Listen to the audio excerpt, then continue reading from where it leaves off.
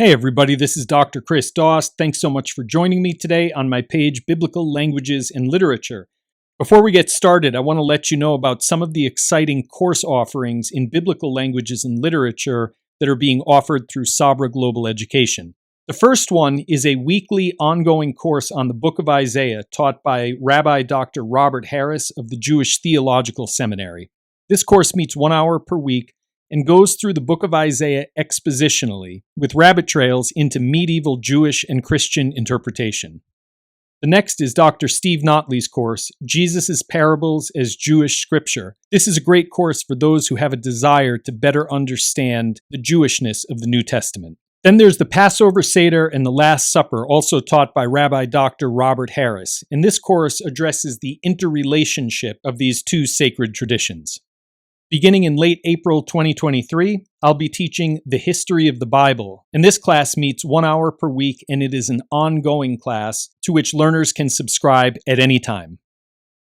Also starting in late April is my ongoing introductory course to the Old Testament and the Hebrew Bible. This course also has open enrollment. And all of these courses are available at a discount for groups of 5 or more. To find out more about discounts, contact info@sabraedu.com. info@sabraedu.com. And if you're interested in private instruction, whether it be in world languages or virtually any other subject, Sabra Global Education has a fantastic international team of teachers that offer customizable learning experiences to fit your schedule. Check out our offerings today. All right, let's get started with our video. When we take this 66 long chapter book, right, how do we understand it? So most of us in the biz think of first Isaiah and second Isaiah. And what do I mean by that? That through a close reading of the first 39 chapters of the book, most scholars, at least, critical scholars will say this was the 8th century Isaiah. And as we'll see, there is some precedent in the medieval readings, particularly among two rabbinic readings, that divide the book from chapter 40 onwards. But if we're looking at historical critical understanding, Isaiah ben Amoz is the 8th century Isaiah, and that is pretty much chapters 1 to 39. There are some exceptions. Certainly, if I wanted to tweak it, I would say 1 through 33, and I would definitely feel stronger about that. But that's how it's usually understood. Whereas Isaiah 40 through 66, the one thing those have in common is they all seem to reference people and events in the 6th century BCE. In other words, about 2 centuries later. So that the prophet refers to the Persian king Cyrus, actually as God's Messiah. That's how strongly he felt about him. Unless one really wants to push the prophetic side of things to, yes, a prophet in the 8th century is going to predict with that kind of specificity 200 years later, it's hard to maintain that. Now, paradoxically, Christians over the years have had a harder time doing that than the rabbis, because they don't see any problem in it, right? If an 8th century Isaiah is predicting a 1st century CE Christ, well, what's the big deal about predicting Cyrus?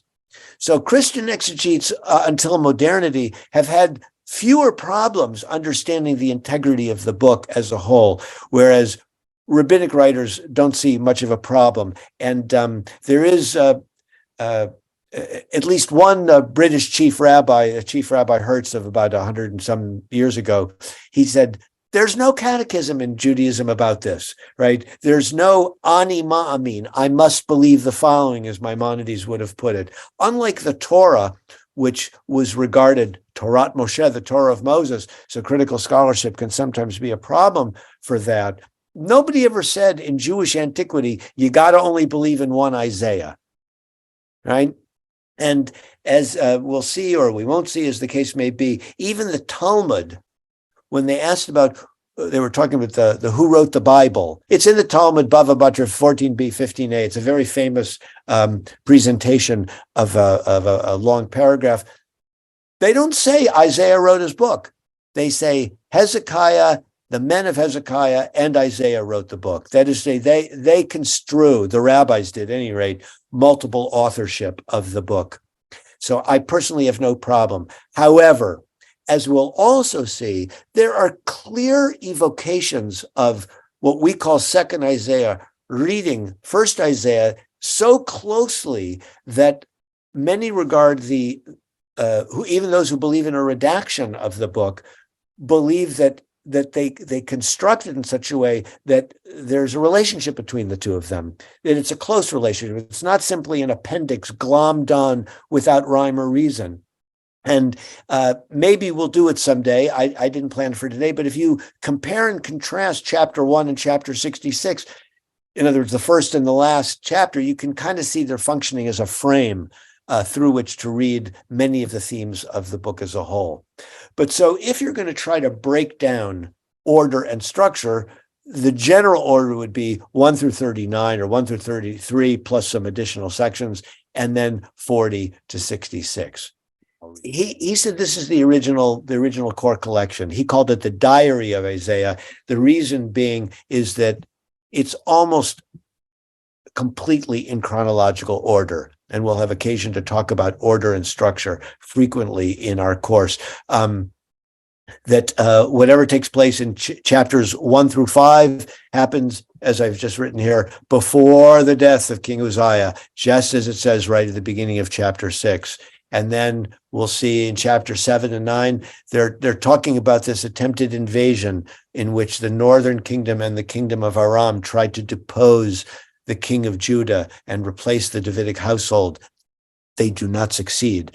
But we have these chapters which come right after this famous call of Isaiah. And then the last 3 chapters are really all focused on Assyria, which is after this threat is pushed aside, that threat looms. So that the 8th century is one big sort of threatened disaster and actual disaster. Towards the end of the 8th century, of course, the kingdom of Assyria and its armies overrun the northern kingdom of Israel.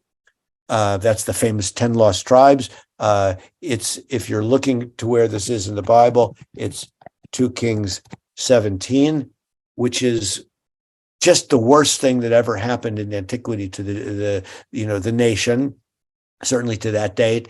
And in many ways, the nation never really recovered. Judah basically gets bounced between, a kingdom to the east and a kingdom to the west until they finally fall again, never to arise again as a kingdom in antiquity. But it's not such an easy existence.